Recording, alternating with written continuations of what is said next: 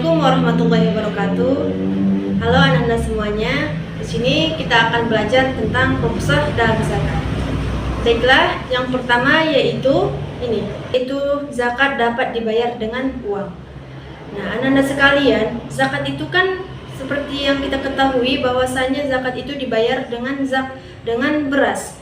Jadi untuk meringankan masyarakat muslim membayarnya, jadi beras itu dapat dibayar dengan uang yang seharga dengan beras tersebut, yaitu misalnya beras itu 2,7 kg yang harus dibayar, maka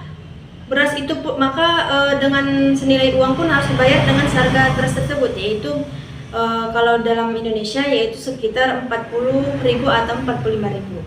Lalu yang kedua yaitu zakat dapat diwakilkan dengan orang lain. Nah, zakat dapat diwakilkan dengan orang lain berarti ketika misalnya kita ingin membayar zakat, akan tetapi kita tidak bisa membayarnya secara langsung.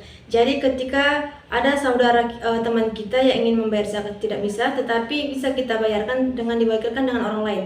Contohnya, ketika kita misalnya ingin membayarnya kepada zakat, kita meminta pertolongan kepada teman kita dengan cara kita mengirim uang ataupun mengirimkan beras, ataupun dengan cara kita mengirimkan uang kepadanya lalu dia memberikan berasnya. Akan tetapi jika dia memberikannya dengan uang, maka dia hanya perlu memberikan uangnya kepada kawannya dengan cara bertransfer secara online, lalu ia membayarnya kepada ahli zakat. Jadi seperti itulah zakat yang dapat diwakilkan dengan orang lain. Lalu yang ketiga yaitu zakat dapat dibayar sebelum mencapai haul. Zakat dapat dibayar sebelum mencapai haul, berarti haul itu adalah sebelum masa waktu diwajibkannya membayar. Contohnya, ketika Anda sekalian membayar zakat, jadi boleh dibayar sebelum wajibnya membayar zakat. Kapan diwajib membayar zakat?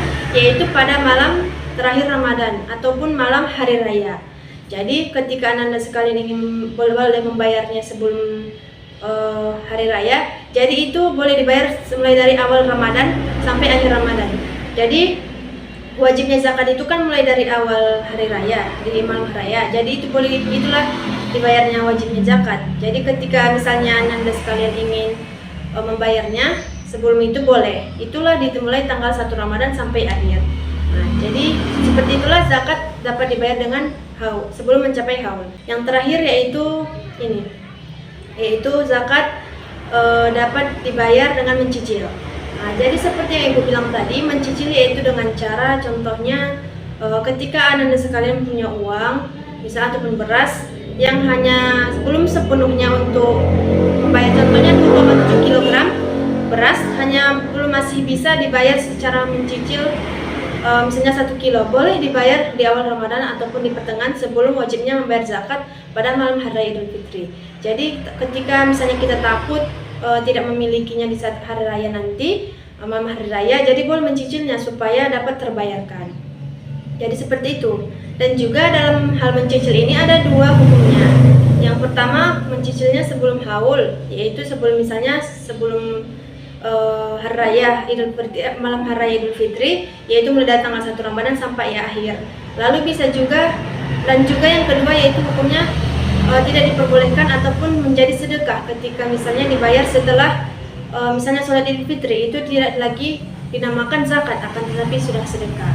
Nah, jadi inilah Anda sekalian rukhsah dalam zakat ini yang semoga Anda sekalian juga paham. Jadi seperti inilah kita yang diringankan untuk membayar zakat untuk umat muslim.